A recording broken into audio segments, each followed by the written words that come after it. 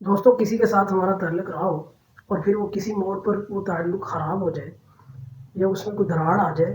تو اس کی جو سابقہ نیکیاں ہیں یا اس کی جو سابقہ وفاداریاں ہیں یا اس کے جو سابقہ آپ کے اوپر احسانات ہیں انہیں بالکل نہیں بھولنا چاہیے۔ سیرت میں ایک واقعہ بڑا مشہور واقعہ ہے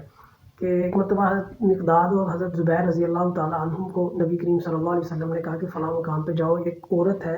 اس کے پاس ایک خط ہے، وہ پکڑو اور وہ لے کے آؤ۔ وہ صحابہ گئے، وہ پورا ایک واقعہ ہے جو روایات میں ملتا ہے، اور وہ جا کے ان سے وہ کاغذ لے کے آئے، وہ خط لے کے آئے۔ تو وہ خط حضرت حاطب بن ابی بلتع رضی اللہ تعالیٰ عنہ جو صحابی رسول تھے ان کی طرف سے مشرکین مکہ کے نام لکھا گیا تھا، جس میں نبی کریم صلی اللہ علیہ وسلم کی چند ایک جو جنگی حکمتیں عملیاں ہیں نا وہ اس کے اوپر تحریر کر کے انہیں اطلاع دی گئی تھی مشرکین مکہ کو۔ تو نبی کریم صلی اللہ علیہ وسلم نے حضرت حاطب بن ابی بلتع رضی اللہ تعالیٰ عنہ کو طلب فرمایا اور ان سے پوچھا کہ یہ خط تمہارا ہی ہے اور یہ کیا سلسلہ ہے؟ تو انہوں نے کہا کہ یا رسول اللہ صلی اللہ علیہ وسلم،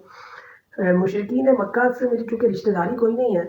اور آپ کے پاس جو باقی مہاجرین ہیں ان کے کوئی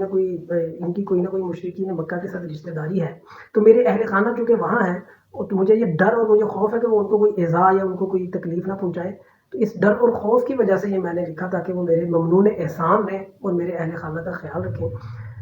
تو نبی کریم صلی اللہ علیہ وسلم نے ارشاد فرمایا کہ حاطب بن ابی بلتع نے بالکل سچ بولا، بعینہ ہی یہی بات ہے۔ حضرت عمر فاروق رضی اللہ تعالیٰ عنہ کے پاس کھڑے تھے تو انہوں نے نبی کریم صلی اللہ علیہ وسلم سے اجازت چاہی کہ یا رسول اللہ صلی اللہ علیہ وسلم مجھے اجازت دے کہ میں حضرت حاطب بن ابی بلتع کو اس کی سزا دوں۔ تو نبی کریم صلی اللہ علیہ وسلم نے ارشاد فرمایا نہیں نہیں عمر، یہ اہل بدر میں سے ہیں۔ تو پھر آپ صلی اللہ علیہ وسلم نے اہل بدر کی فضیلت بیان کی۔